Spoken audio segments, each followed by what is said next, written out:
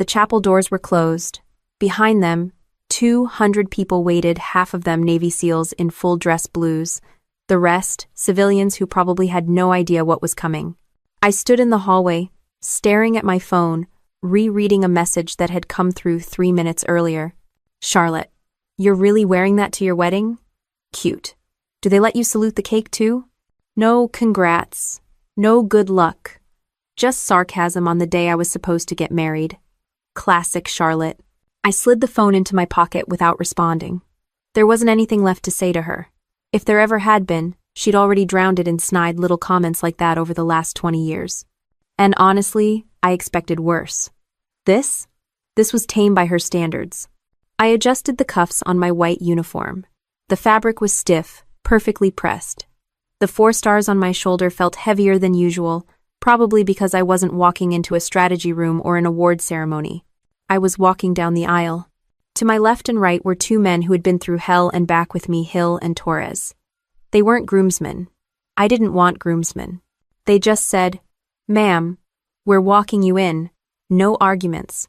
I didn't argue.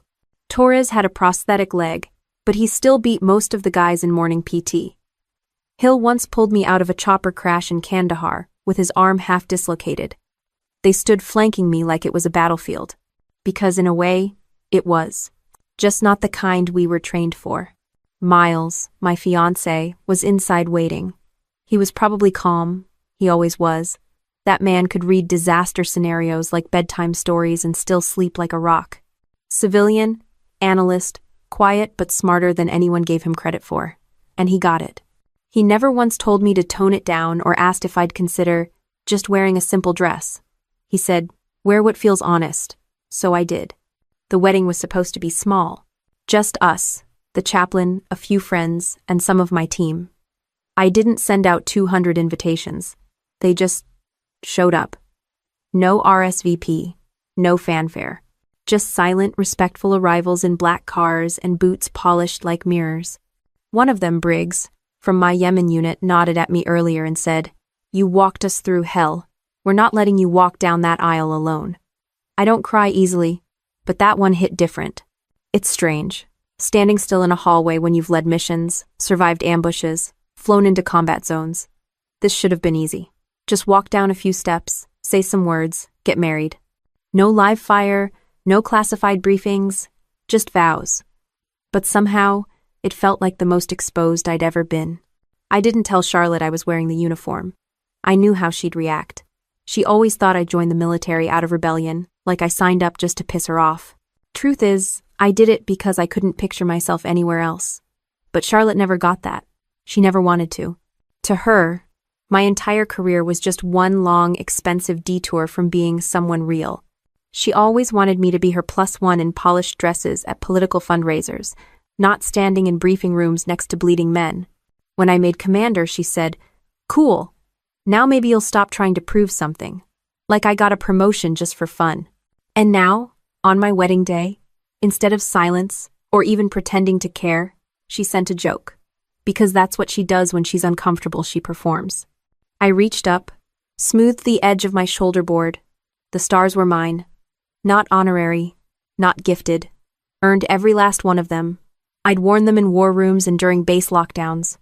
But today, I wore them for love. A voice in my earpiece, it was the chaplain. "We're ready for you, Admiral." All abrew. Hill and Torres both turned their heads slightly toward me. They didn't speak. Didn't need to.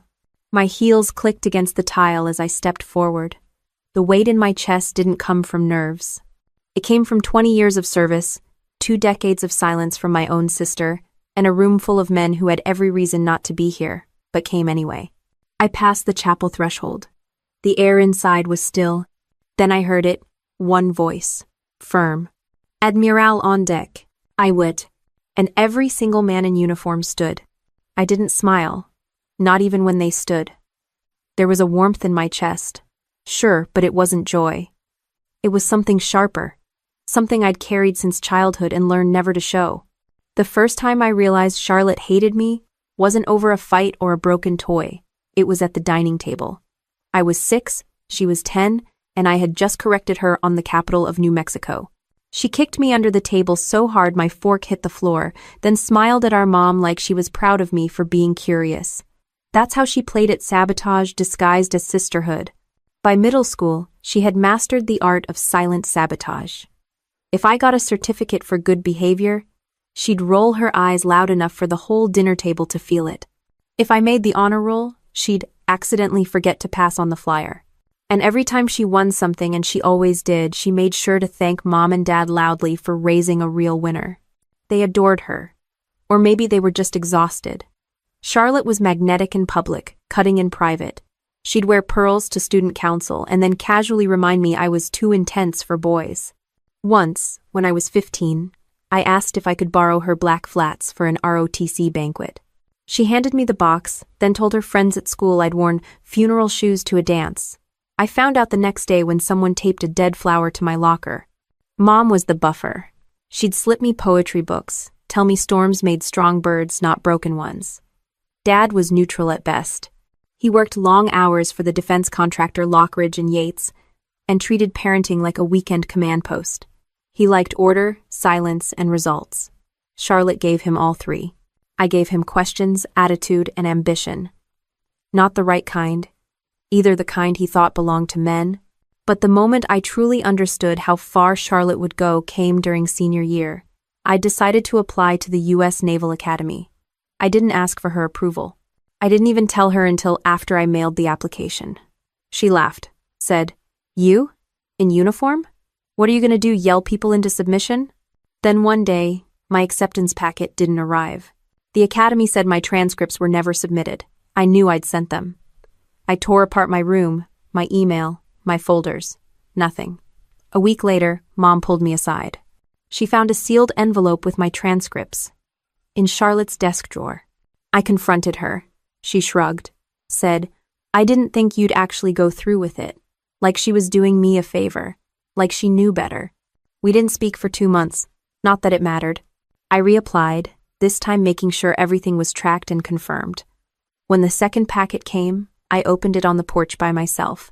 I didn't tell Charlotte. I didn't even tell my parents. I just circled the date in my calendar, packed my things, and left for Annapolis. At the swearing-in ceremony, I stood in a sea of white uniforms, heart pounding, hands steady. I spotted them, my mom, blinking back tears, Dad, arms crossed. Charlotte in sunglasses too big for her face, chewing gum like she was bored to death. She stayed just long enough to snap a photo for her social media and left before the anthem played. That night, she posted it with the caption, "Little sis finally made it to costume camp." I didn't reply. I didn't need to. Something shifted that day. The way I saw her. The way I saw myself. She was never going to clap for me. Not in private, not in public. Not ever. And once I accepted that, everything got easier. At the academy, I learned how to eat in 5 minutes, shine boots with spit, and absorb insults without blinking. But none of it was harder than growing up in Charlotte's shadow. That training started young, lasted years, and taught me the most important rule. Respect doesn't always come from family. Sometimes, it doesn't come at all. What did come was grit. I wasn't top of my class, but I was close. I didn't win awards for charm, but I led by showing up, shutting up, and doing the work. Charlotte once said I had the personality of a filing cabinet. I took it as a compliment. When I graduated, they called my name and I stepped across the stage. Uniform pressed, spine straight. My mom cried. Dad clapped once. Charlotte? She wasn't there. I found out later she had RSVP'd for the ceremony, booked a flight, then canceled last minute because a television anchor job opened up in Dallas. She got the job. I got the silence. I didn't expect more. That was the secret. Lower your expectations and you stop bleeding from predictable wounds. I learned that young. Learned it at the kitchen table, under polished smiles and backhanded praise. I didn't carry resentment from those years. I carried something cleaner, colder. The kind of resolve you earn when you stop trying to be someone's version of worthy and start becoming your own definition of it. I folded that lesson tight and tucked it into the seams of every uniform I ever wore. I never called her after graduation. I didn't need her to pretend to care. I had a duffel bag, orders for Fort Oglethorpe in Georgia, and one slightly wrinkled photo of my mom tucked between a pack of granola bars and a bottle of aspirin. That was enough. The first thing they taught me on base wasn't tactical or strategic. It was psychological. You're either a presence or you're a problem. I was a presence. Quiet, punctual, unshakable. Still, walking into that operations office in my first assignment felt like stepping into a bar where everyone knew each other and no one wanted a new name on the stool. Especially not mine. "Are you lost, sweetheart?" That was the welcome I got from a sergeant who hadn't shaved in a week. His name tag read Danner. His tone read dismissive. I didn't flinch. I just said, "Looking for the person who signs the logistics clearances." Turned out, it was him. That didn't help. My official assignment was Naval Logistics Liaison. Unofficially, I was the person they tested forgot to invite to briefings, skipped on coffee runs, ignored in the hall. The first few weeks were all sideways glances and inside jokes I wasn't part of. That's how you learn the real structure of a unit. The rank on your shoulder matters less than the way they look at you when you walk into the room. Most of the guys had served together for years. Their jokes were coded. Their stories repeated and polished. I was an intruder with a clipboard and a spine that refused to bend. I didn't ask for respect. I acted like I already had it. That irritated them. But I wasn't there to make friends. I was there to keep trucks moving, gear accounted for, missions flowing without a single bullet missing. And I was good at it. My reports were spotless. My coordination airtight. By the end of the second month, one of the lieutenants stopped triple-checking everything I submitted. Progress. Even then, I kept my voice low and my eyes open. You learn more from what people don't say.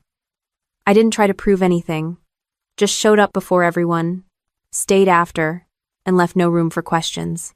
I knew what they called me behind my back. Quota. Icebox. Miss Naval Barbie. They thought I'd crack eventually. Instead, I reorganized the entire depot in 3 weeks and cut shipment errors by 40%. When the colonel asked who did it, Danner tried to take credit. I let him. He knew. Everyone did. The next day, he passed me a mug of burnt coffee and said, "Not bad, Brennan." That was the first unofficial handshake. Meanwhile, Charlotte had started anchoring morning segments in Phoenix. Every time I turned on the television in the mess, there she was. Perfect lighting, perfect hair, fake sincere voice as she read headlines between fitness ads and weather reports. One night, a guy from my unit pointed at the screen and said, "Hey, isn't that your sister?" I nodded. He grinned and said, "No offense, but damn. She looks like the type who's never done a hard day's work in her life." I didn't say anything. I didn't have to. She had lights. I had grit. I worked that base for 18 months. No disciplinary issues, no broken protocols. By the end, they weren't just tolerating me. They were asking for my input. I wasn't loud. I was solid. And in the military, solidity is currency. Then came the letter. Not from home from Annapolis. A commendation. Acknowledgement for operational excellence in field logistics. It was the kind of paper that gets you noticed. I pinned it inside my locker. Danner saw it one day and muttered, "Guess you're not just here to warm a chair after all." End of quote. I wanted to tell him he was late to the realization, but I just nodded and went back to work. When my transfer orders came Coronado, California, I packed light. One uniform for inspection, one for deployment, and a photo of Mom, now creased in the corner. I didn't call anyone to say goodbye. They didn't expect me to. On my last day, someone had left a note in my desk drawer. No name. Just 5 words on a sticky note. Not bad for a quota. I didn't smile. I just folded it and kept it. Proof that sometimes you don't need applause to win the room. You just need to stay standing until they run out of reasons to push you down. The flight to Coronado felt like crossing into another country. Everything at Fort Oglethorpe had been slow, dusty, and half held together with duct tape and resentment. Coronado was sharp, fast, and humming with the kind of intensity that made people talk with clipped vowels and walk like they had somewhere more important to be. My assignment was to Naval Amphibious Base Operations SEAL Logistics Support. Not glamorous, but crucial. It was the kind of job where if you screw up, a mission doesn't just fail, people die. And I knew the unspoken truth walking in. No one was going to trust a woman pushing paperwork unless she did it so flawlessly that they couldn't afford not to. Day 1, the chief petty officer glanced at my file, then at me, and asked, You sure you're not in the wrong place? I told him I was right where I was assigned. He muttered something about PR stunts and waved me toward the supply cage. My official title was Operations Coordinator. Unofficially, the newbie with zero field cred, a tight bun, and a uniform too clean. The guys called me Icebox within the first week. Not because I was cold, because I didn't flinch. I didn't joke back. I didn't break. Every morning, I showed up 15 minutes before anyone else, reviewed requisition logs, flagged discrepancies, and sent my corrections to people who didn't want to read them. Then I sat through meetings where the men talked over each other, and me, and occasionally forgot I was in the room. I answered questions only when asked, but when I did, I knew my shit. Fast. Accurate. No filler. There's a thing that happens in environments like that. When you're quiet, they assume you're weak. Then you make one decision that saves their asses, and suddenly, you're not invisible. You're unavoidable. That moment came about 2 months in. One of the SEAL teams was gearing up for a pre-deployment training cycle, and the logistics for their loadout were a mess. Missing gear, misrouted crates, expired inventory sheets. It should have taken a week to untangle. I did it in 36 hours. Alone, then restructured the entire ordering system so it wouldn't happen again. Didn't ask for permission. Just did it. The lieutenant in charge barely looked at me when I handed him the new chain. But 2 days later, when nothing got lost and every box landed where it was supposed to, he nodded once and said, "Nice work, Brennan." That was the promotion, not on paper, in tone. But respect is rented in places like that. Do every day, do in silence. I still had to prove it wasn't a fluke. Charlotte sent a gift box to the office around that time, cookies, a note with her station logo on it, and a little card that read, "Stay strong, little sis. Hope this job isn't too boring." I left the box in the common area. The guys ate it without asking where it came from. Someone said, "Your girlfriend's got nice handwriting." I didn't correct him. Week by week, I built a rhythm. I knew who double-counted ammo, who skipped chain of custody reports, who forged their commander's initials when they were late. I didn't snitch. I cleaned up their messes before they became problems. That was how you earned space in their world. One morning, during gear inspection, a SEAL named Ramos called me, "Ma'am," without sarcasm. I almost missed it, but it landed. Things were shifting. Still, every win came with a cost.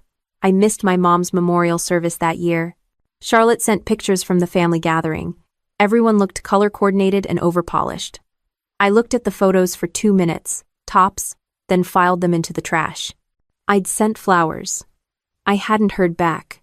The base didn't care about my grief, or my sister, or the fact that I hadn't spoken to my father in 6 years. That was part of the draw, honestly. The military didn't ask who you were when you arrived. It waited to see who you'd be under pressure. By the 6-month mark, I had a new desk closer to command, a recommendation from my lieutenant, and an unspoken agreement from most of the guys that I wasn't going anywhere. I'd earned my seat.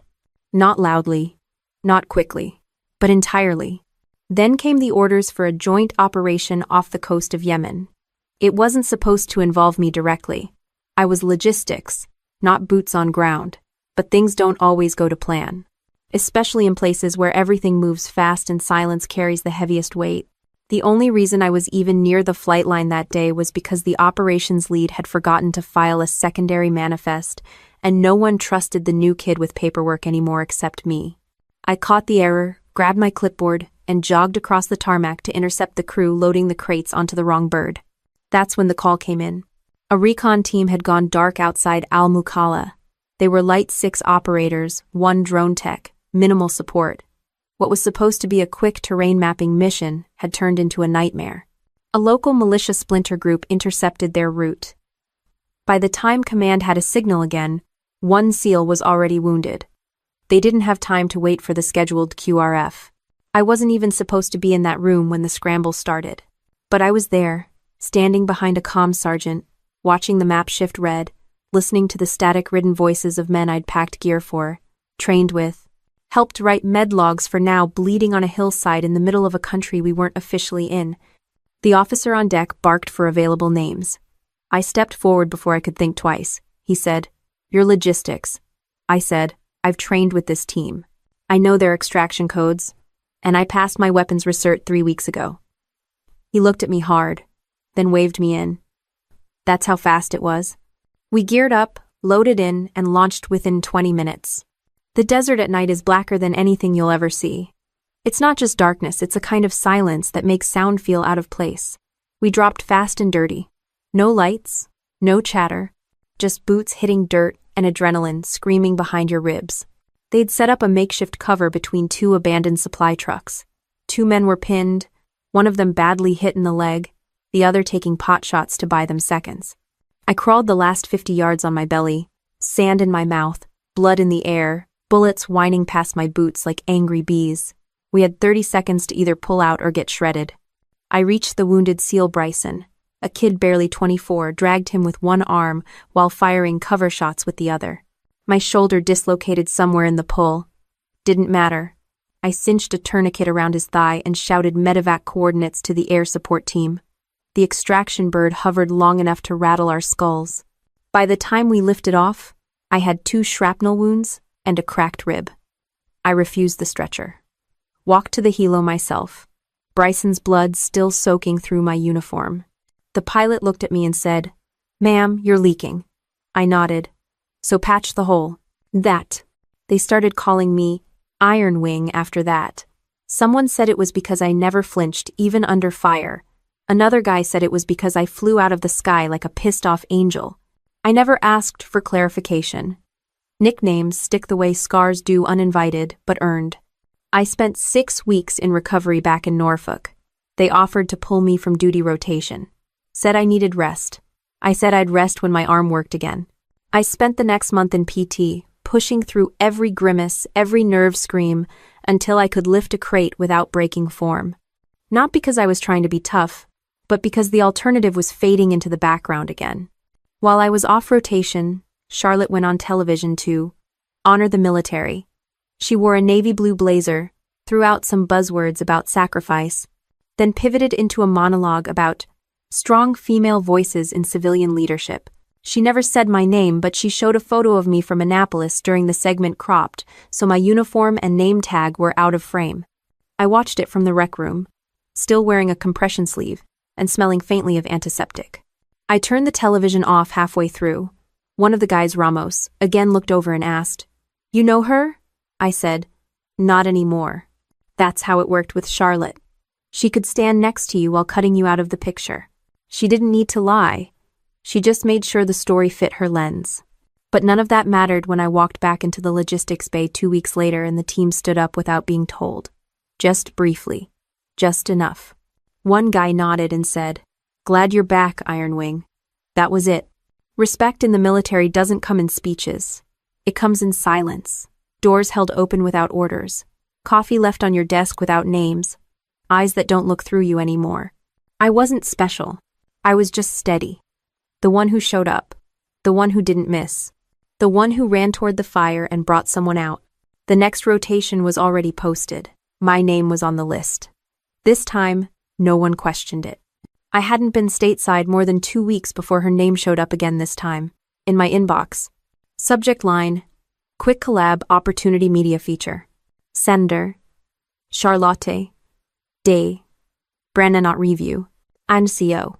The collab was her way of saying, I already pitched your story to a producer, and they want me to frame it. She wanted to highlight women in command roles for an upcoming docuseries on public broadcasting. Nothing serious, nothing too war-heavy, just enough medals to look inspiring, not so many it scared suburban moms. She wrote, "Think lean in but with camo. I'd love to sit down and sister source the tone." I didn't respond.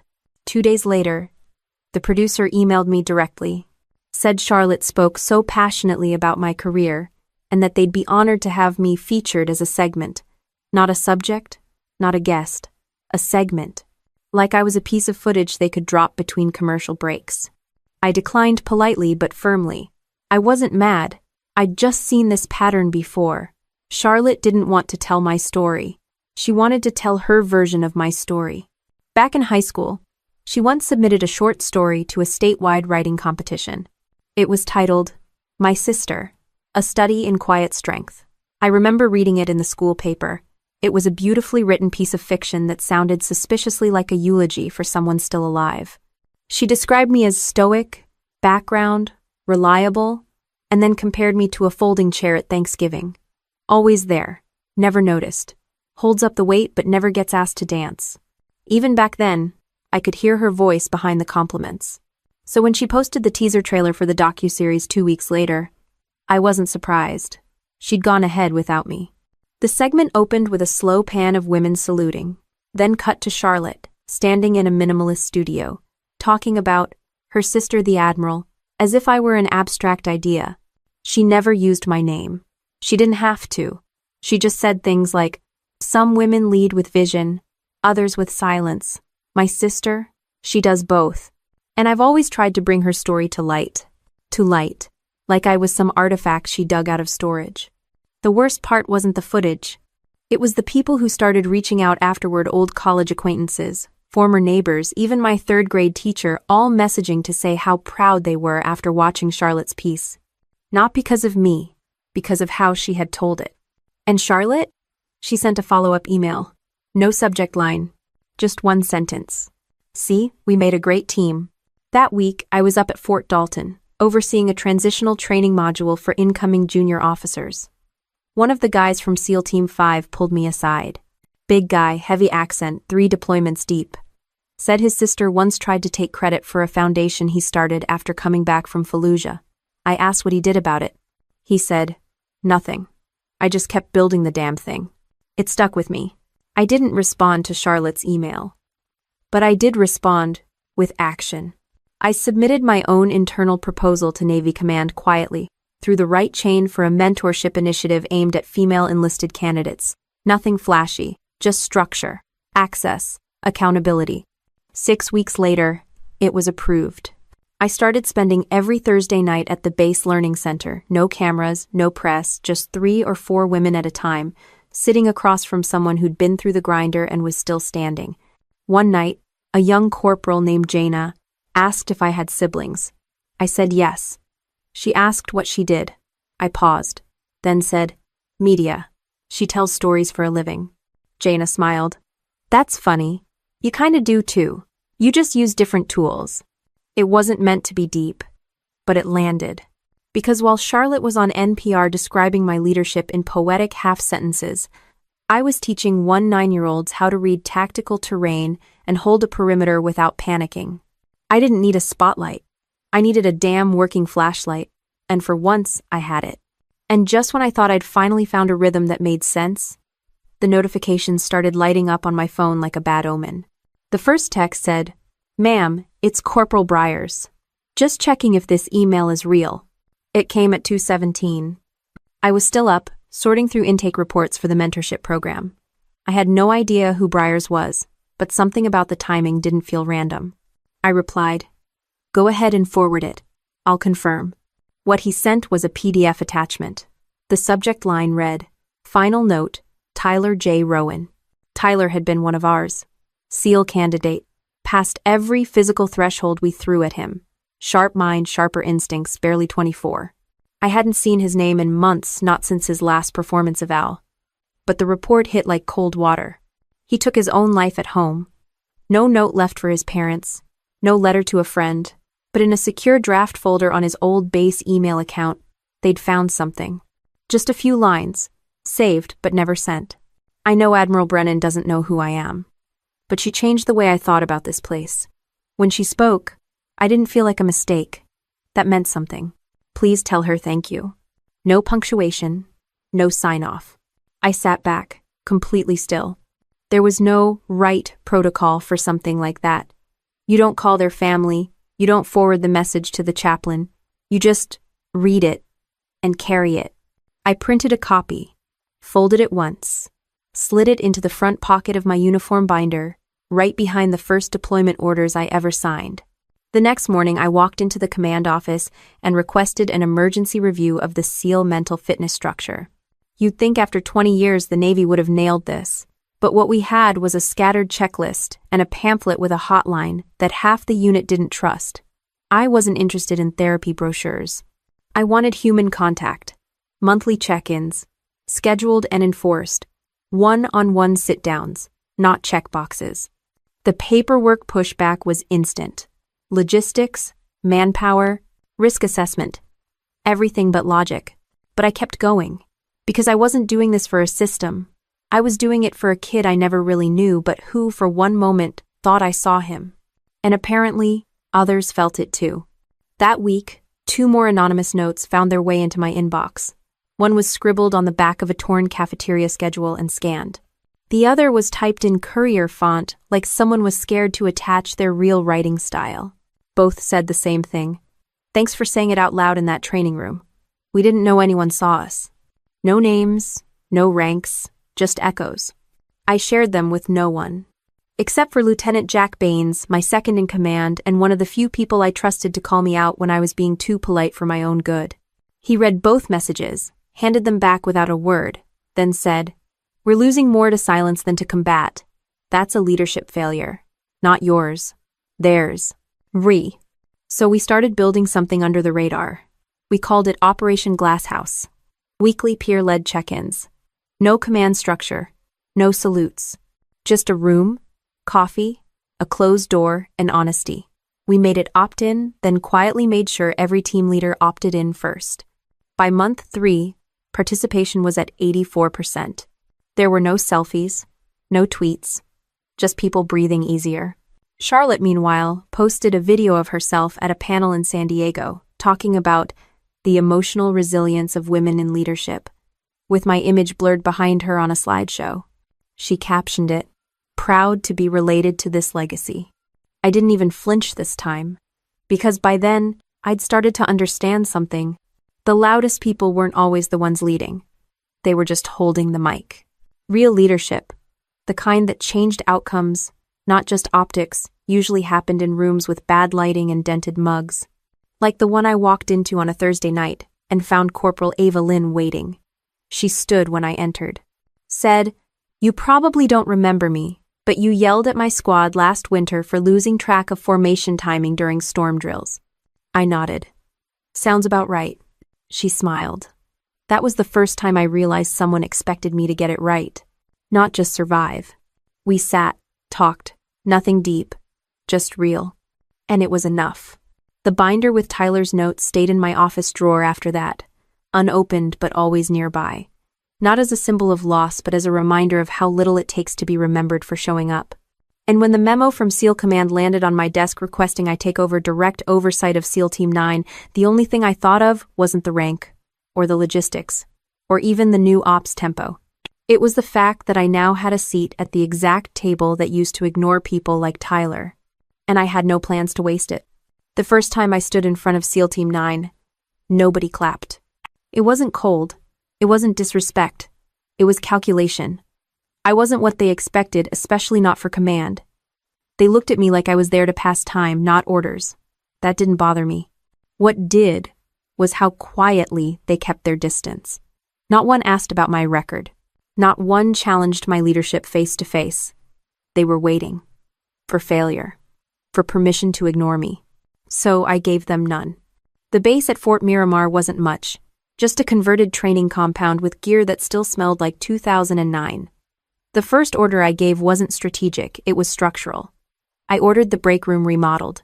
That's how I knew who was paying attention. Anyone who groaned about wasted budget didn't understand what I was doing. Culture comes before combat readiness. And a team that doesn't sit together won't bleed together. Week 1, I canceled 2 pre-scheduled war games and replaced them with unannounced night ops across the hills behind the training zone. I told them, "We're not here to rehearse victory. We're here to find the first person who panics under pressure."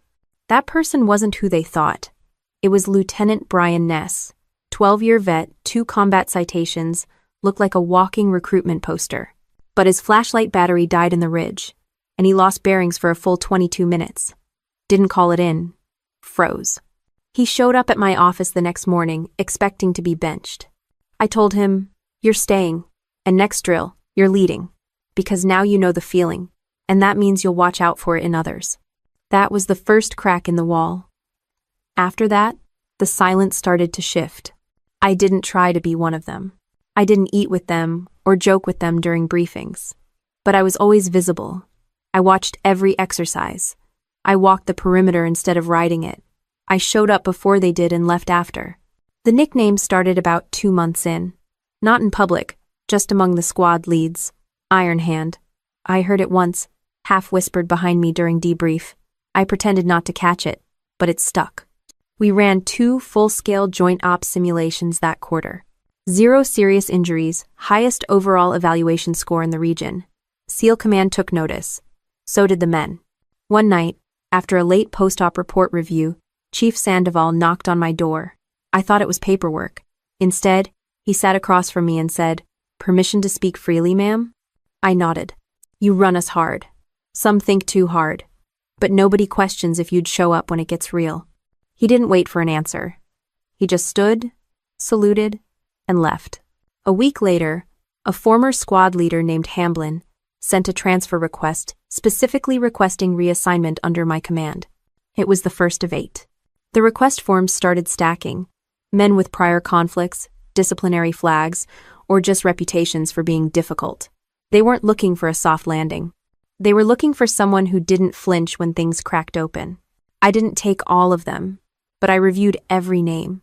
And when I built the new rotation schedule for deployment prep, I did something nobody expected. I asked for volunteers to join a separate platoon. Cross-branch trained, fast response, attached to disaster relief and recovery when not deployed. High impact, low glory work. 10 hands went up. That was all I needed. SEAL Team 9 started changing not from the top down but from the inside out. The men trained differently, talked differently. Not softer, but sharper, like they were done proving something to each other and ready to move with purpose. Meanwhile, Charlotte published a piece in a national magazine titled "The Cost of Hypermasculinity in Modern Warfare." She used photos from our ops deck, without clearance. Claimed an anonymous source had given her insight into military emotional dysfunction. I didn't issue a statement. Instead, I sent a secure message to every team member. It read, "There's what people say about us, and there's what we build together. Only one will still be standing a decade from now." That week, Chief Sandoval handed me a box. Inside was a hand-stitched unit patch. It wasn't regulation, but the emblem was clear, a lightning bolt across a hand in salute, and beneath it, "Never small again." No explanation. No speech. I had it sewn to the inside lining of my jacket, where no one could see it. But I always felt it when I moved. That's the thing with real leadership. It's not about who claps. It's about who follows even when no one's watching. Miles Corwin didn't knock when he walked into my world. He emailed. Technically, it was a security request standard protocol for a joint cybersecurity readiness audit. He was part of a civilian task force from the Defense Intelligence Directorate, flagged for a week-long interagency evaluation at Miramar. I scanned the memo, filed it with the usual stack of red tape, and didn't think about it again. Until the morning he showed up at my desk with a coffee I hadn't asked for, and a question I didn't expect. "Why do your internal firewalls mirror legacy naval schema from 2008? I looked up. Civilians usually opened with a handshake or small talk. He led with a systems critique. Ballsy. "Because 2008 schema still blocks everything the 2021's leak," I said. He smirked and replied, "That's the first honest answer I've gotten all week." Miles didn't dress like government. Button-downs with rolled sleeves, no tie, wireframe glasses. He pushed up his nose when he was annoyed. But he had the kind of presence that filled a room without stepping forward. He was quiet in the way people are when they know exactly how loud they could be. Over the next 5 days, we argued over 4 policies, rewrote 3 compliance protocols, and accidentally shut down half our shared drives for 4 hours during a patch test. I expected frustration. He brought pizza and fixed it in 22 minutes. He didn't ask me personal questions, he asked operational ones. How do you manage morale when you can't promise rotation dates? What do you do when your team screws up publicly, but recovers privately? He wasn't flirting. He was studying leadership. Mine. By Thursday, I caught myself staying a few minutes longer in the briefing room, just to hear him talk about layered security logic like it was poetry. By Friday, he asked if I ever took a lunch break that wasn't protein bars at my desk. I told him, only when someone proves they understand the chain of command. He said, "Good, because I already asked your XO and he told me you're due for an actual sandwich. So we ate. Outside. On a bench overlooking the southern fence line. We didn't talk about rank or clearance. He asked me what book my mom had read to me the most as a kid. I told him, Dickinson, Wild Nights, Wild Nights. He said his mom was more of a Steinbeck woman. Discipline without love is cruelty. When he left that Sunday, he didn't push, just handed me a sticky note with his number and wrote, "If you ever want to audit something other than firewalls." I didn't call. Not right away. But 2 weeks later, he sent me a PDF of a protocol rewrite he'd modeled off our conversation. The subject line said, "Stolen your logic. Feel free to press charges." I replied with 2 words, "Request granted." The back and forth turned into calls. The calls turned into dinner when I was in DC for a briefing. Dinner turned into something I didn't know how to label: quiet companionship, consistent respect, the rare feeling that I didn't have to modulate myself down to be understood. Miles never once asked me to soften. He didn't flinch when I told him about lost men, missed calls, injuries I still felt in my spine some mornings. Instead, he said, "I don't love what you do. I love how you do it. That's what matters." We didn't move fast. We moved deliberately. He didn't show up with flowers or speeches. He showed up with clarity. Like the night I got back from a 10-day training op, too exhausted to unlock my front door. He was already there. Lights dimmed, stove on, reading a file on military-civilian integration policies. He looked up and said, "I figured you'd want protein, not small talk." I sat on the couch and watched him stir something in a skillet and realized this man would never ask me to be smaller. He didn't care about my title. He didn't want to wear it like a badge. He wanted to walk beside it. The moment I knew it wasn't just connection, but permanence was during a conversation that lasted under 30 seconds. I told him about a young lieutenant who'd cracked under pressure in a live op. Miles listened, then said, "You taught him how to survive. Who taught you?" I didn't answer. He didn't press. Instead, he said, "If you ever want to stop being the one who always holds the line, I'm here. Not to rescue, just to hold the other side." No declaration. No drama. Just presence. That was the night I looked at him and said, "If you ever propose to me, do it like that. Quiet, steady, no fireworks." End quote. He smiled, leaned back, and said, "Good, because I already ruled out skywriters."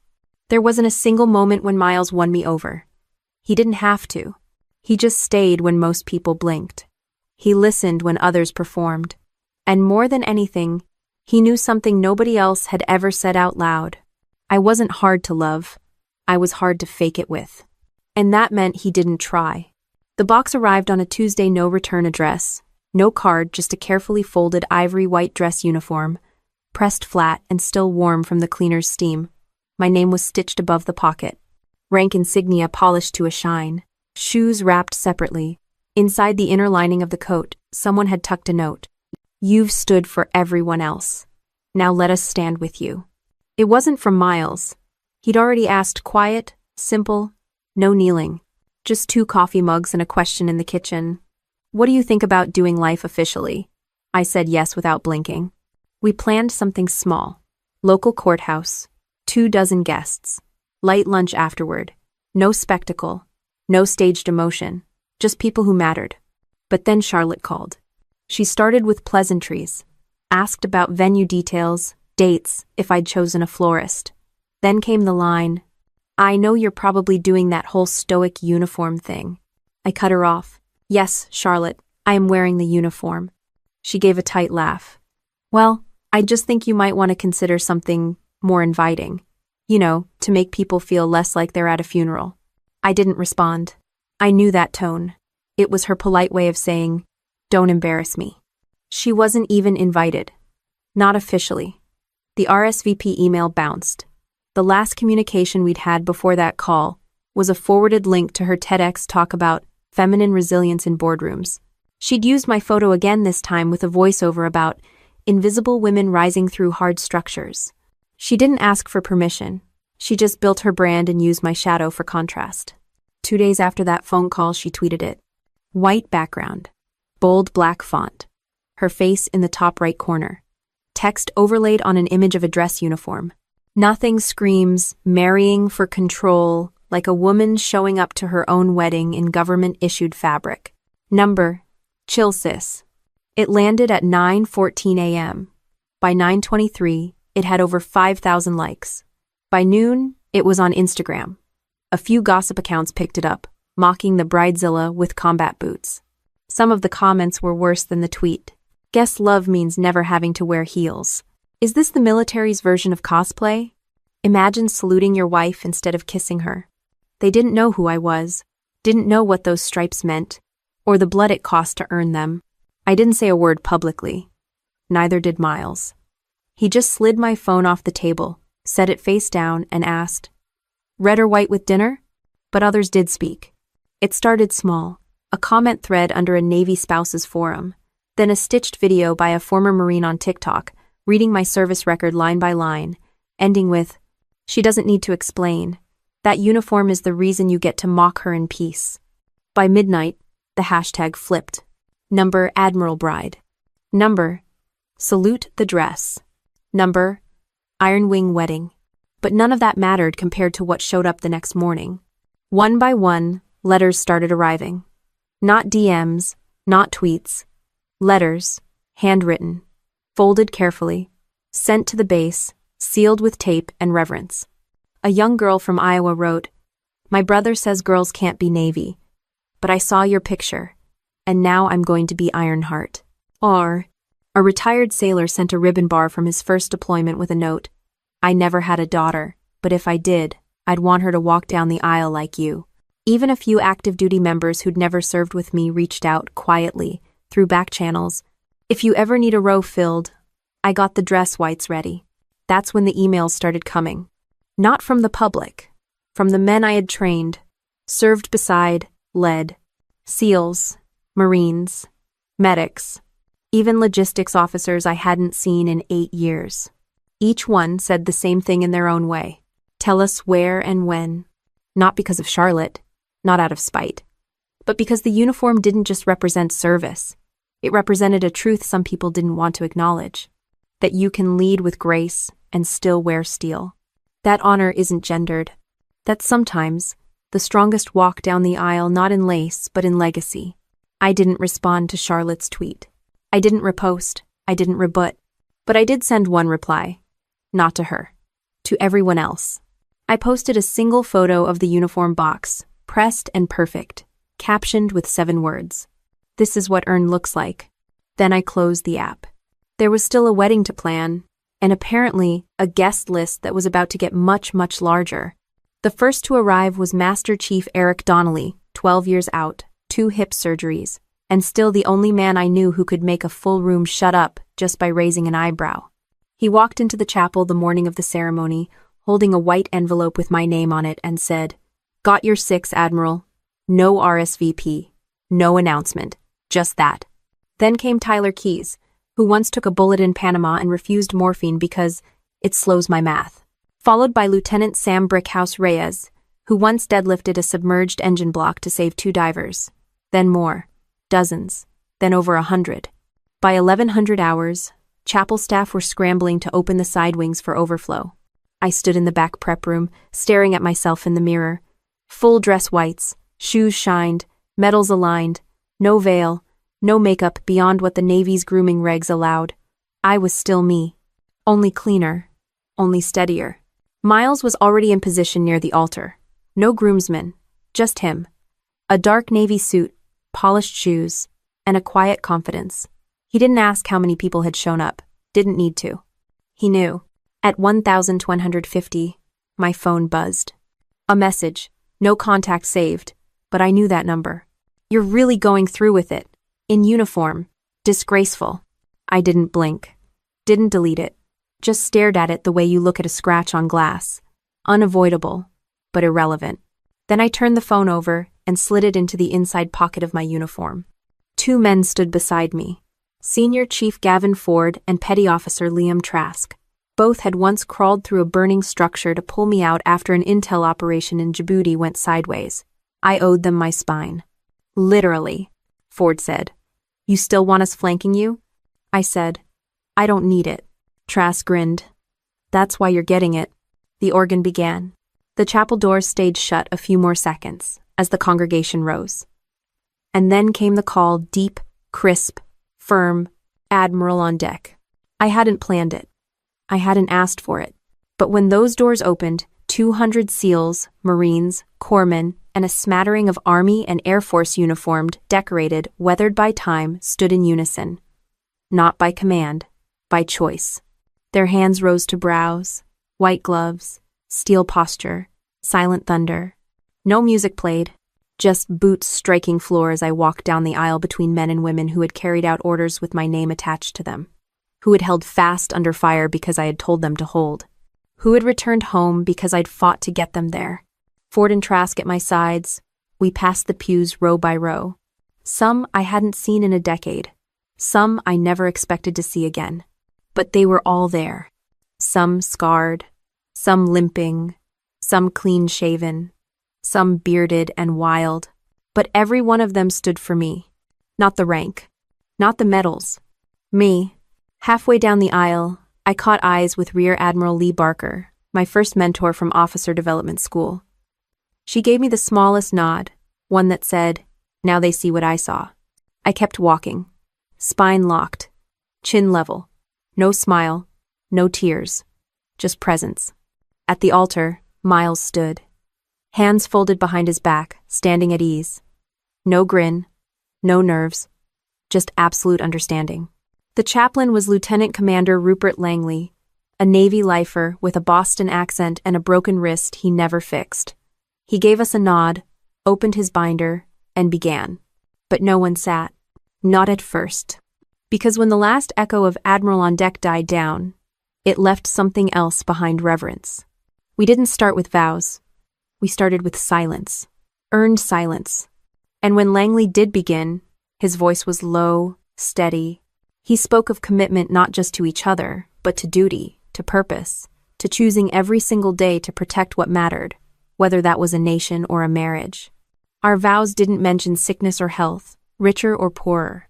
Mine were, "I will never ask you to shrink." His were, "I will never ask you to stop." We promised to protect peace, to make space for stillness, and to sharpen each other without dulling our joy. There was no, "You complete me." We were already whole. Then came the moment. Langley said, "By the power vested in me," and before he could finish, a sound rose. It wasn't applause. Not yet. It was the collective sound of 200 chairs creaking as warriors sat down in quiet unison. No chaos, no pomp, just the shift of bodies and fabric like a living exhale. We kissed, brief, steady, then turned. A saber arch waited at the exit, not made by officers, but by enlisted, every blade lifted by hands that had once held rifles under my command. As we walked through it, I caught sight of the last row. A man stood alone, outside, visible through the rear window, rigid posture, dress blues, arms behind his back. He didn't come inside, but he came, and that, somehow, registered like a crack under the surface. But I didn't stop walking, didn't slow, just stepped through the blades into sunlight that didn't burn, just clarified. The reception was held in a hangar-turned-banquet hall on base. Nothing fancy. Just long tables, folding chairs, and people who didn't need floral centerpieces to feel something. The chow line stretched around the corner, heavy on barbecue, light on pretense. Nobody clinked glasses or gave toasts with polished speeches. They just came up, one by one, said what they needed to say, and left behind handshakes that felt like anchors. At some point after the third plate of brisket and someone's off-key acoustic cover of Simple Man, I stepped outside. My dress whites were still flawless, but my hair had started to come undone in the breeze. I didn't care. It felt good not to care for once. The air was cool. Spring in North Carolina always had that sharp edge of salt from the coast. I stood by a railing overlooking the field where we'd held morning drills. Quiet now. Just crickets and the low hum of base generators in the distance. That's when Petty Officer Miller approached Big Guy, tatted sleeves, broke his hand once punching through a steel hatch because someone was trapped inside. He stood next to me for a minute before saying, "I didn't salute you today because you're an admiral. I did it because when my brother died, you sat in the hallway with me for 6 hours and said nothing. I didn't answer. Just reached over, squeezed his shoulder. Then he walked off. People came and went in waves. Some shared memories. Some didn't say a word. Others gave me side glances, small nods, gestures that carried weight in the way only silence can. A few brought up my mom. No one mentioned Charlotte, but I knew she had been there. I hadn't seen her face in the chapel, hadn't expected to. But I'd caught the unmistakable shape of her hair in the last row, tucked in a seat far enough back to vanish if you blinked. She hadn't stayed. She never does. At midnight, after the crowd thinned and Miles was busy corralling someone's wild toddler from crawling into the cake table, I went back to my quarters. I peeled off my uniform one layer at a time, each metal and button landing on the desk like a quiet punctuation mark. Then I checked my phone. No new message from my father. But one email had come in. No subject line, no signature, just a plain white field of text. They stood because you made space for them too. You never raised your voice. You raised their worth. And I saw that today finally. I'm sorry I laughed when you said you wanted this life. I see now it was never about chasing our approval. It was about leading without needing it. We don't salute blood. We salute truth. See? No love, Charlotte. No emojis. No plea for a reunion. But I read it 3 times. And the part that stuck wasn't the apology. It was the line about truth. Truth doesn't demand forgiveness. It demands recognition.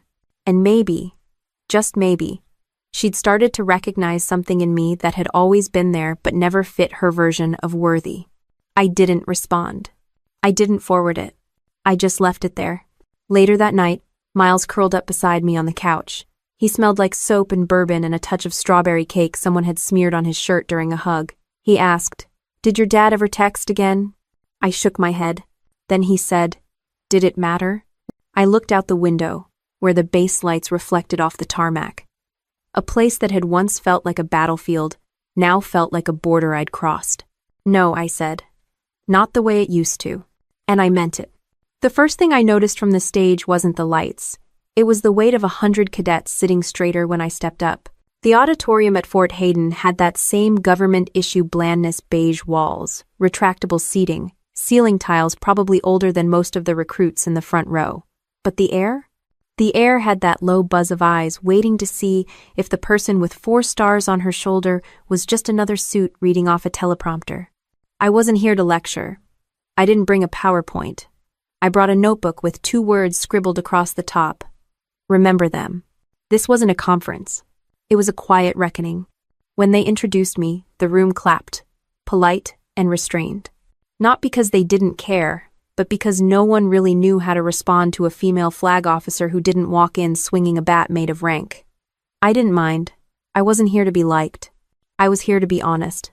I started by telling them about Sergeant Alan Reese, the instructor who didn't show up for morning formation and whose locker was found full of unmailed birthday cards and a single note with my name on it. Then I told them about Lieutenant Priya Nair, who got pushed out for emotional volatility, when all she did was file a harassment report her superior didn't want seen. I didn't cry. I didn't raise my voice. I just told the truth. That leadership wasn't about medals or authority. It was about seeing people before they disappeared. About asking the hard questions when no one else would. About creating a culture where toughness didn't mean silence, and professionalism didn't mean pretending you're invincible. The room was still. Then I said something I hadn't planned. Respect doesn't always salute you. Sometimes it watches to see if you stand anyway. And that's when I saw her. Second row from the back. Sunglasses tucked into her blouse. Hair longer now. Subtler makeup. But there was no mistaking her. Charlotte Breckenridge. My sister. She didn't smile. She didn't wave. She just looked straight ahead like everyone else, hands folded in her lap. I don't even know how long she'd been there. I kept going. Talked about how we rewrote the post-deployment protocols at Norfolk. How we included family reintegration counseling, whether the COs liked it or not. How the suicide rate in our unit dropped 37% over 2 years. No one clapped for that, but I saw heads nod. And then I closed with the truth that stuck in my throat more than any war story ever did. My mother once told me storms weren't meant to stay grounded. I've tried to live by that. But what I've learned more than anything, what I want every single cadet in this room to remember is this. You do not lead by being louder. You lead by listening longer and showing up again and again, especially when it's easier to walk away. I stepped back from the mic. The applause didn't erupt. It rose. Slow, real, not polite, not obligated. It came from somewhere deeper than protocol. And the first person on their feet was Charlotte. No dramatics, no gasp. Just her, rising from the second to last row like it was the most natural thing in the world. And then, one by one, the room followed. She didn't mouth, "I'm sorry." She didn't say anything.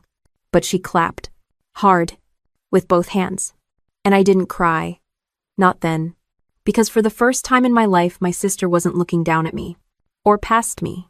She was looking directly at me, on my terms. And that was enough.